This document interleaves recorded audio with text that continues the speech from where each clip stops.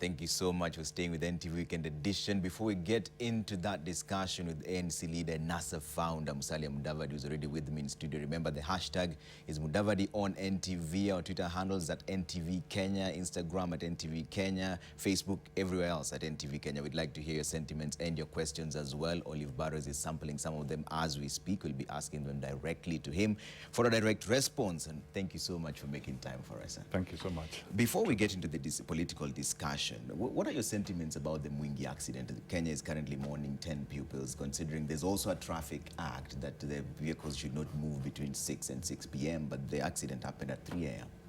Yes, first of all, it's a very tragic incident, and at the very outset, I must convey my condolences to the families of the bereaved and those who have been injured following this accident. And my take on this is that we should abide by the law. And when students are traveling at that late hour, it's too late, the driver is tired, everybody's exhausted, maybe they were all dozing, so anything could have happened. Yeah. And I think the message that comes out here is that people should stick to the law, and particularly those who are charged with the responsibility of taking care of our children, and particularly vehicles that are the public service vehicles. All right. Yeah. Let's talk about the handshake politics. And before we get into that, listen to this. Was the meeting a culmination of the dialogue NASA has been agitating for? The answer is no. The two repeatedly invoke their names and personally commit to each other and not to all Kenyans. You also have been quoted as saying that the agreement was a two-man agreement. Has your position changed? Let me put it this way. Just looking at that clip, it must be very clear that the handshake was a total surprise. Okay? I had no clue about it. We were not aware it was going to happen. So it was an absolute surprise to those of us within the NASA coalition. Be that as it may, I think we must look at the issue this way, that the initial angle to it was that it is two people, they meet, and then they make their meeting public. And a thing like this does not just happen overnight. It means that there must have been some conversations prior to that particular date, which I was not privy to. All right? And I still maintain that we should not now waste too much time looking at that handshake. I think what we should be looking at is the future of Kenya, because if the handshake brings the tranquility that we need to be able to resolve our issues as a nation properly, then so be it. But now we must look at it and say, what else is required? Is the process that is the consequence of this handshake, is it all-inclusive? Is it broad? Or does it remain shrouded in mystery and confined to the direction and whims of two people? Yeah. This is what we must now ask ourselves as Kenyans. As the NASA founder and also co-principal, do you support this handshake? Having said that it was a surprise, do you support it now? You know, dialogue is important and it's desirable at all times. And indeed, even before the handshake, those of us who would spend time looking at the future of Kenya, and in this context, the co-principals of NASA, we were very clear that it was necessary that the country engages in dialogue, because we did not want to go back to a scenario like the 2007-2008 situation. So dialogue is desirable. But the context in which the dialogue is held, the format in which it is held, is also absolutely important. And how broad is it in terms of public participation? Yeah. These are the essential issues that will make this a constructive engagement. Yeah. And to that extent, I still say that I'm looking forward to seeing genuine constructive engagement that is broad-based. You still haven't answered me directly, though. Do you support it or not? For purposes of bringing tranquility I think it is important that people cool their tempers and they shake their hands. So to that extent, the handshake has achieved something. But it is the bigger picture that we all must now be vigilant for. Yeah. And what would you envision as the bigger picture for you? Because people say there's a Building Bridges initiative that has been formed. What do you reckon would be a successful picture? I think a successful picture here would be a situation where we see a serious resolve and serious solutions to some of the issues that challenge us. You must remember that in 2007-2008, there was a handshake after the Kofi Annan led talks. There was a handshake on the same Harambee House stairs. And the whole world was watching at that time, just as it was watching this. Now, what happened after that? What was the unfinished business following that initial handshake that led to a situation where we are being forced to go through the same motions again? Now, to me, the issue of electoral justice must be seriously and genuinely dealt with. Yeah. Even as we speak now, that handshake in 2007 and 2008 was a consequence of a bungled electoral process. What we are seeing here is also a handshake that is propelled by an equally controversial electoral process. So clearly, the 5-year period, what was identified as the cause of this kind of tension has not been resolved. And as we speak today, the institution that is called the IEBC is in shambles. It's riddled with corruption. They are taking each other to court. And 1 year has lapsed since the last election, and we are not seeing a serious effort to resolve the issues surrounding the IEBC. So having said all that, do you then reckon the handshake will achieve anything? I would say that the jury is out. Yeah. Let's give them the benefit of doubt. But let me speak from a NASA perspective. What were the issues that we believe ought to be dialogued by Kenyans? One is the electoral justice issue that I've talked about, the fight against corruption, the all-inclusive governance structure that we ought to have. We have to consolidate devolution. And finally, but not least, we also must make sure that there is sufficient and adequate security in our country to propel and buttress economic growth. So these were key principles that were part of and still remain very, very essential to the NASA dream. Of which most of them have not even been achieved. IEBC is still exactly the way it was despite the resignations. In fact, in all seriousness, we do not even have to wait for the process of the handshake or the building of the Bridges initiative to come to a conclusion, to realize that addressing, for instance, the IEBC should be a thing that should just be taken up immediately. How do you reckon that should be done then? Because even as we speak, the NASA team doesn't seem to be seeing eye to eye on this. No. I think on the need to reform the IEBC, I think everybody is very clear on that. And that does not require a long wait. These are issues that if we are committed to national dialogue, we should be able to start engaging immediately. Whether it is within the context of the parliamentary committees, whether it is within the ruling party itself, and even more, even between the discussions of the Jubilee and the opposition. This should be dialogue that we can engage while we even look at other things that are pending. Yeah. Even as you say you're going to engage that dialogue, Wiper leaders also mentioned that they'll be supporting the government. Watch this first. Nikamwambia Uhuru, tiko tayari tukuje pamoja kama tunaweza kudeal na mambo haya. Na unaona ile katika MOU tumeandika ukabila, ubaguzi, umaskini, ufisadi, wizi wa kura, usalama, na yote imekuja 9 points. tulikubaliana hii tukiweza kufanya tutakuwa tumebadilisha Kenya. So despite that statement by ODM leader, Wiper leaders also mentioned that they will be supporting the government henceforth. What is ANC's position on this? First of all, let me put it very clearly that ANC is committed to the cause of opposition. A good democratic society must have those that are in government, and it must also have a vibrant opposition.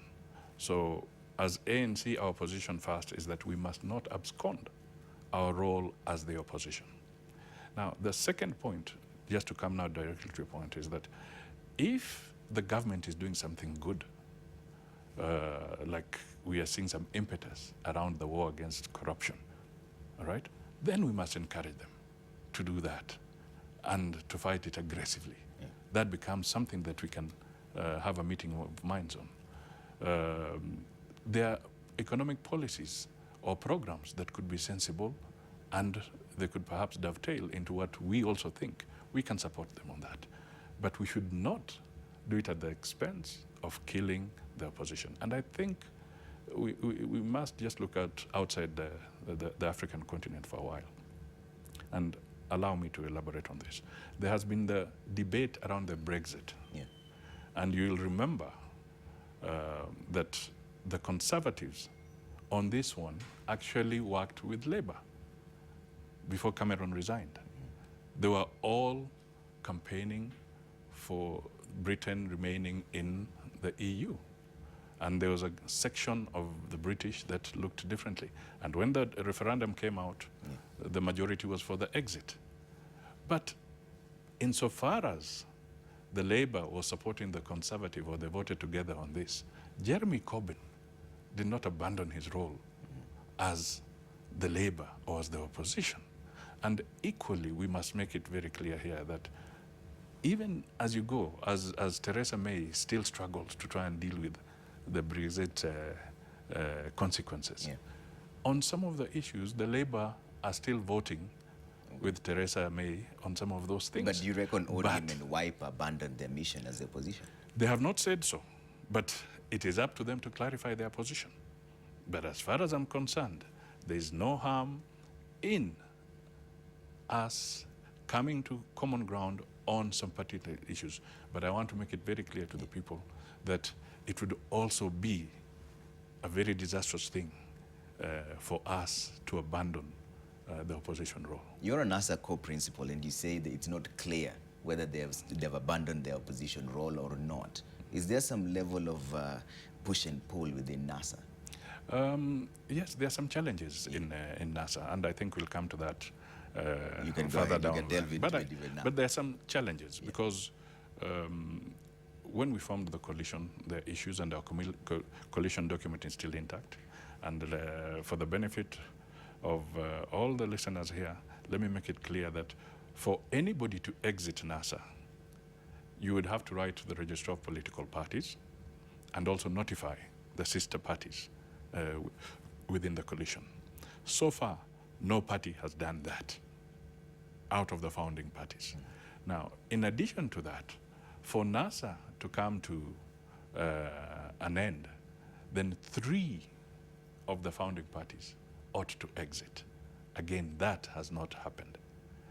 But we have challenges in NASA, challenges that stem from the build-up to not necessarily to the build-up to the elections, but more so after the elections and how we are going to move into the future. Now, those challenges can be surmounted. Do you reckon it's going to hold NASA? Because you say that 3 parties have to withdraw. ODM has mentioned that they will be working with government. Wiper has done the same thing. Ford Kenya is also heading in a different direction. You're the only one who still hasn't mentioned what you're up to.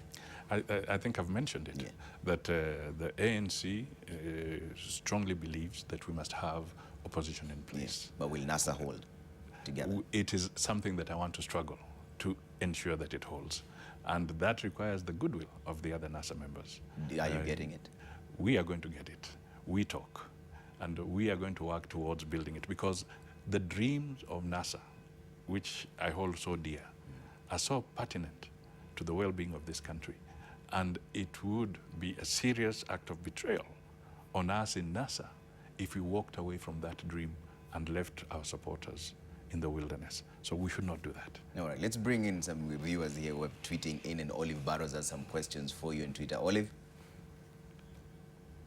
Well, if you've been tweeting, you'll have the opportunity to ask Musalia Mudavadi a few questions yourself. And we have one here from Mike Mutambo, whose first question is, does Musalia Mudavadi support the handshake? I believe Trevor has gotten round to that. His second question is, why is he silent on the sugar scandal and various corruption issues? We also have a question from Felix Okonjo, who wants to know, what is the fate of NASA after all the principals pulling in different directions, and which political direction is Musalia giving Kenyans? And we have a few comments from another Frank, this time from Frank Ngati, and he says the opposition died a long time ago before the handshake. Mudavadi, welcome to the government, and work for all Kenyans, welcome. And a final comment from a gentleman describing himself as Governor the Dreamer. He says Mudavadi has played politics very softly and has missed so many opportunities. Again, that is NTV Kenya on Facebook and NTV Kenya on Twitter. All right, keep the tweets coming in at NTV Kenya. The hashtag is Mudavadi on NTV, and there's several issues that have been asked there, mostly about corruption. We'll get into the corruption in just a bit, but a question asked by Frank directly is that there's the opposition dead, which is something that has also been mentioned by one of the co-principals. No, the opposition is not dead. And I think it's the format of the opposition that Kenyans maybe need to get to terms with. You can convey your message. You can have your position. You could also be belligerent and violent in the way you express your position. I think for too long, Kenyans have been seeing what you might see as a violent approach to opposition. And in their minds, or in the minds of very many, they have tended to think that that is the role of opposition. No, it's not. And I've just given you the example of the Labour Party in the UK, and there's the Conservatives who are in power at the moment. Surely, are you telling me that you would be expecting to see Jeremy Corbyn throwing stones or running and blockading vehicles in the UK for you to know that there's an opposition? No, no, no. But the opposition is also expected to check the government. Precisely. Most of them have already said that they'll be working with the government. Precisely. How are they going to do their we are supposed to check the government. And to check it must be through civilized communication. Parliament is there. And it's the role of the NASA parliamentarians not to forget their role. It is actually sad when you hear some of the NASA members of parliament saying that they're already in government. They are not. Legally, they are not. And they should know this. So it is very sad when you hear some of them saying that. So the opposition must continue to play its role. And that's why I said we should not abscond. They must be in parliament. They must scrutinize the budget. They must be able to talk about the ills in our society. And they must be able to recommend serious alternative solutions. Do you reckon the former Prime Minister is absconding his role as opposition leader, now that you keep bringing up the issue of absconding roles? I think what we are seeing here is that we are seeing a Raila that is operating now, perhaps from a very different perspective. Very different in the sense that we all know now there's no room for belligerent politics globally and in the country. Yeah. That is something that is beginning to suffer its own problems. We have to have a different approach. And I think Raila is also having challenges in dealing with this new approach to opposition. But be that as it may, I am not here to speak for him. He will do that in his own time when he thinks it's appropriate.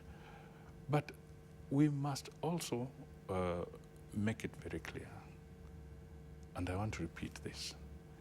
Let us not pretend to be scrambling to the government. or trooping to the government. The reality is that Jubilee has enough numbers in parliament to conduct their business. But they need the goodwill of the opposition to govern the country. There are two distinct issues here. Would you have done it differently? About Raila, you say that you let not all of you troop into government, and you're saying now he has challenges in there. Would you have done it differently? I've said that we should not troop into government, and I hope nobody is trooping into government. In fact, Trevor, there's been a rumor that there's a government of national unity. We are getting into in the offing. Yeah. Okay, when we get there, I'll make my remarks to it. Okay. But I just want to make it very clear that strengthening democracy in this country and serving the people of Kenya means that we have to take our specific roles seriously. And as things stand now, Jubilee are in government. They are making their mistakes. We should not be party to those mistakes. Okay. All right? And we should be able to check them. Because when we went to the election, we went to the election with the full intention of winning the election and forming the government. All right. Yeah. All right, thank you so much for staying with NTV Weekend Edition. Listen, we are still speaking to Honorable Musalia Mudavadi, who's the NASA founder and also ANC leader, just getting into the details of everything that's happening on the state of the nation. Keep your tweets coming in at NTV Kenya, on Twitter, on Facebook, and on Instagram as well. The hashtag is Mudavadi on NTV. And Elizabeth is asking, what role is Mudavadi playing in making sure NASA parliamentarians don't forget their roles? I think I'm in dialogue with quite a number of the NASA MPs. And I always remind them that please take your role seriously. We cannot be put in a situation where nobody is scrutinizing anything that is going through Parliament. And one of the recent things I engaged them a lot on was even this sugar debate. The contraband sugar, yes. And the damage to the lives of citizens, potential damage to the lives of citizens, and even to the economy of this country, and the factories that provide a lot of livelihood to many farmers and young men and women in the sugar growing belts. And I indicated to them that, frankly speaking, if we have to get to the bottom of this, we need to have a serious scrutiny into what transpired. And that is why I kept on agitating for an independent judicial commission of inquiry in this area so that we can get to the root cause of it. Because my feeling, and I think we are being vindicated, is that there's so much conflict in the relevant committees of Parliament because partisan interests have really accessed the corridors of Parliament. And we may not be doing justice to the nation when it comes to dealing with some of these issues. And the fight against corruption, for instance, should not be a witch hunt. It should be a process. Everybody must get a fair hearing, and then conclusions are made. Okay. And I've been engaging them to say that let us tackle these things seriously, because that is what will make the difference between the opposition and those in government. Okay. And what is your relationship with the former Prime Minister, Raila Odinga? Are you in talking town? Yes, yes. Including last night, we had a conversation on phone. Yeah. So we talk. As I said, we have our challenges, but I've always maintained, and I've told him, and I keep on telling him that I reserve the right to a different opinion just as much as he deserves a right to a different opinion. Sometimes there could be a convergence and sometimes not. But what is important is for us to engage constructively and truthfully in all the things that we do. And I'm committed to doing that. And my hunch is that he is committed to doing that so that we can move forward And we can also send the right signals to the opposition. Because we have to admit to a certain extent that as the NASA core principles, we are sending conflicting signals to our members and to our MPs. We should not personalize the activities that are going on.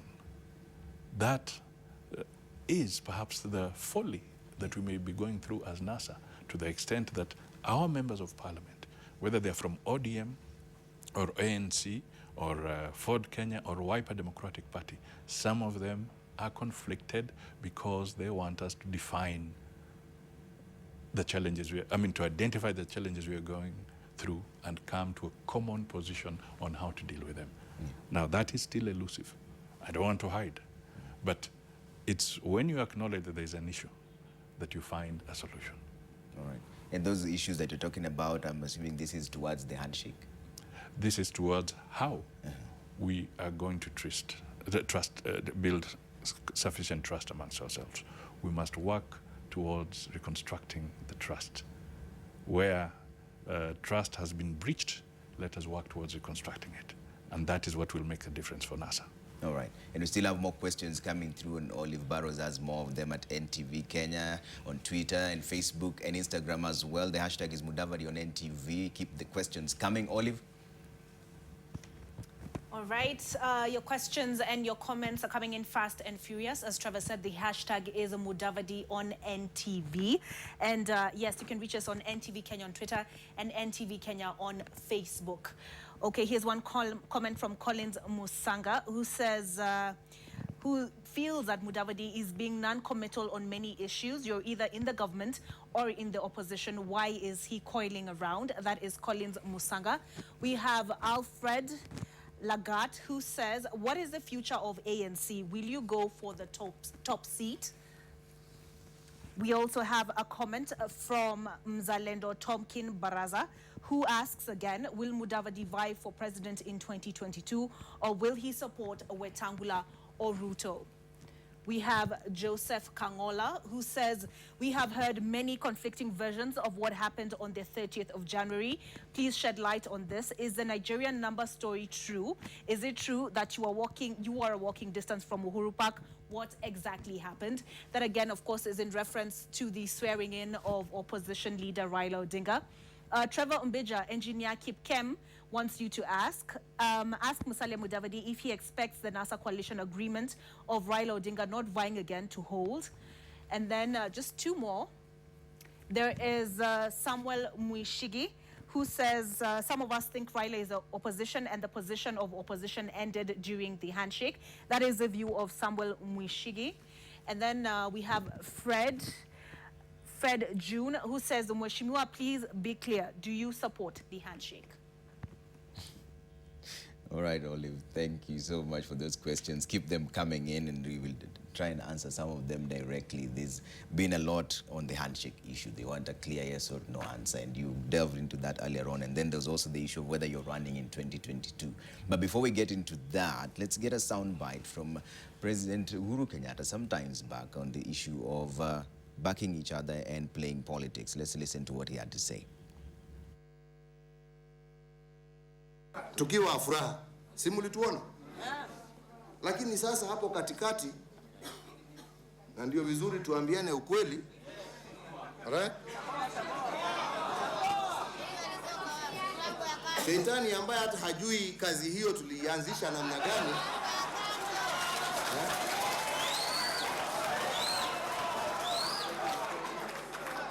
Wanakuja wanasema sasa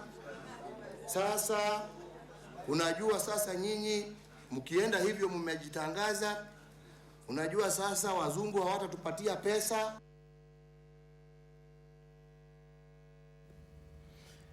What went through your mind at that particular point? Because it felt like you were betrayed by President Uhuru, the current president. Now he wasn't at that particular point, and you were supposed to be supported by him. And then you had several meetings, and then this happened. What went through your mind at that particular moment? Well, you see, in a matter like this, I've spoken about this issue before. Yeah. And I said, today this is water under the bridge. Frankly speaking, it's like one crying over spilt milk. As far as I'm concerned, this is history, and I think we need to move on, and Kenyans need to move on and look at the future. Uhuru is the president today.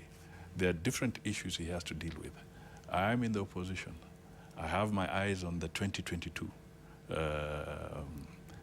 general election for the presidency.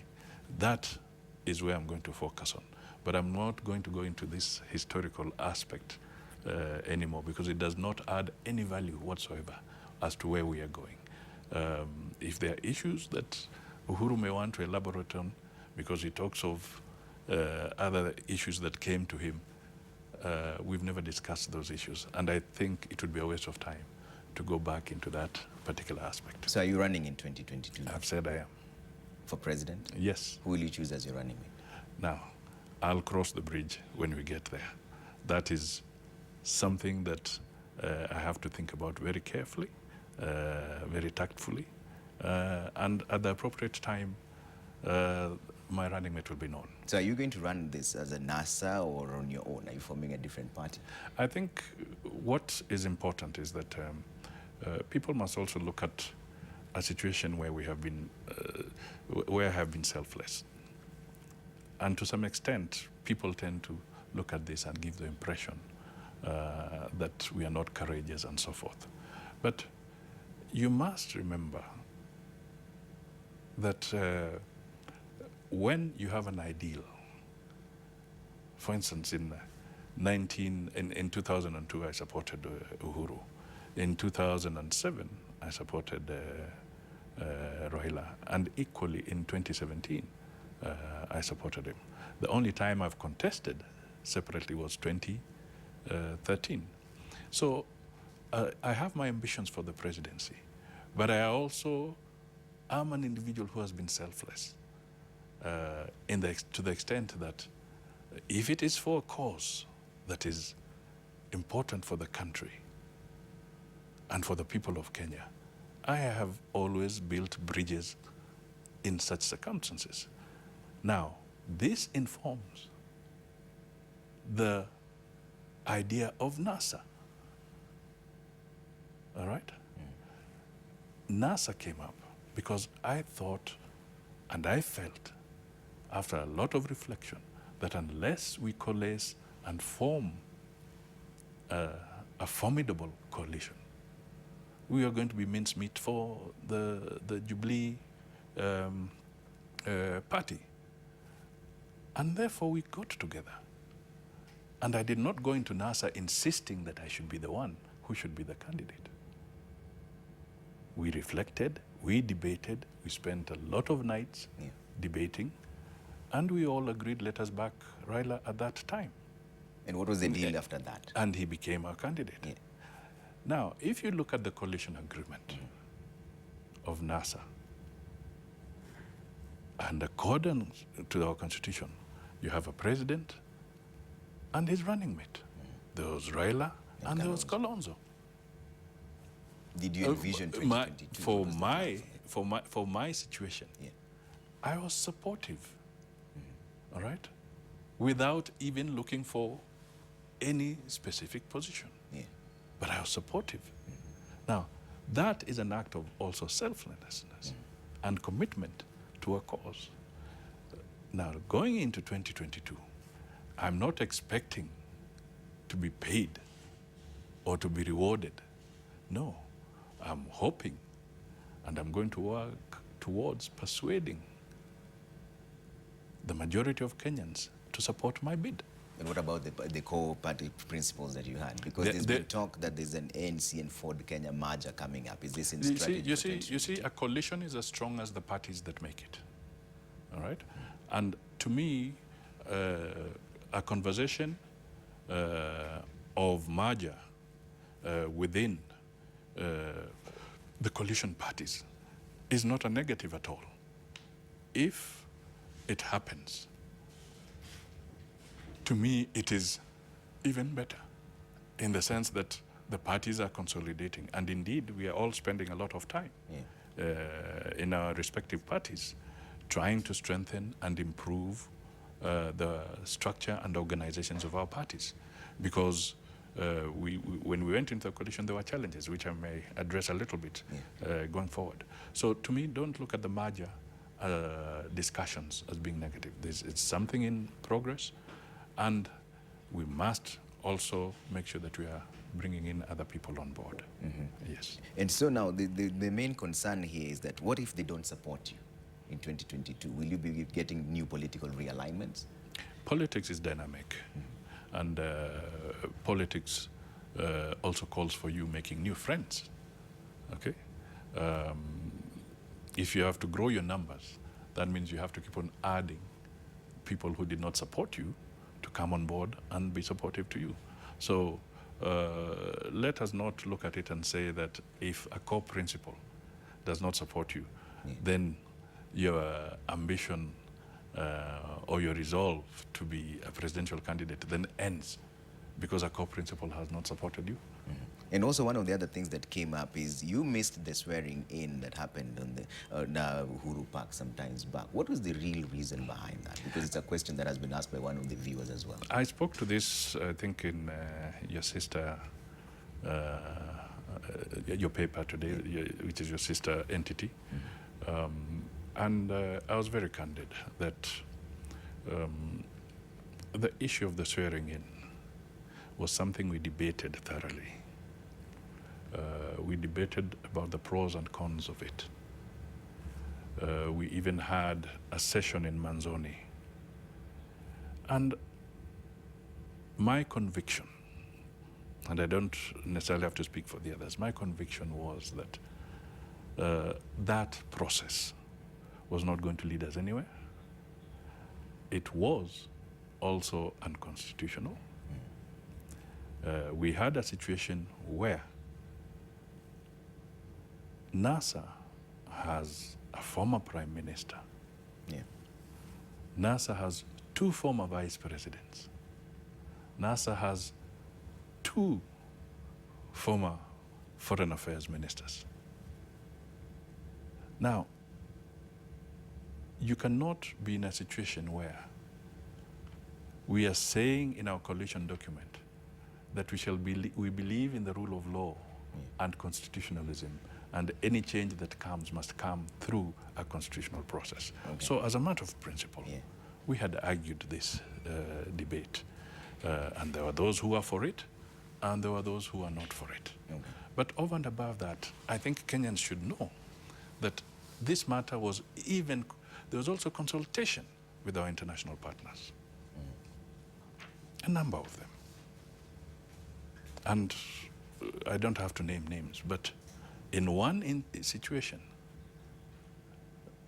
we were confronted with one strong message, that NASA may have, and indeed has, legitimate concerns about electoral justice, about inclusivity in government, about the need to consolidate devolution, the need to compensate the victims of post-election violence, the need to fight corruption.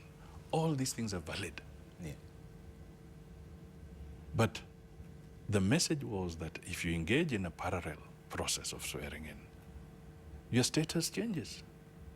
The capitals will no longer see you as Democrats, as people who believe in constitutionalism, but they'll see you as people who have chosen the road or path of warlords. We owe Kenyans a responsibility. If we are their leaders, it's not about the popularity or the populism. It is also about sending a message that we will rule when we get there through constitutional means, and we'll abide by the rule of law. All right, we're running out of time here, but I want to sneak in one quick question in the fight against graft. Do you believe in it? Do you think it's going to achieve much? So far, we have seen some interesting signals from President Uhuru, and we'd want to encourage him. I personally would want to tell him that move fast and deal with this issue, because it will negate his 4 pillars of his final term in office. So he has to do something about it. The pursuit around things like the lifestyle audit, he should quickly look at the legal framework, do something about it. We also need to see very quickly, not just the process of prosecution, but we need to see a more aggressive approach towards asset tracing and asset recovery. Okay. The institutions that fight corruption must be properly funded. Therefore, for instance, when we see Parliament dominated by Jubilee taking away 70% of the resources that ought to go to the judiciary, and that is a very important aspect in the fight against corruption, then you wonder, why are they giving on one side? Are they in sync with their leader? Are they in sync with the president? And yet they are the ones who are slashing the budget of the judiciary. Some of these things need to be dealt with. Going forward, we need to quickly look at issues where you can even have serious registers and create a law for it, where you have a register of not just the companies, but a register of the actual beneficiaries of those companies. In some countries, there are such registers. Because through such registers, we shall then be able to know who is the thief in chief. All right. Thank you so much for making time for us.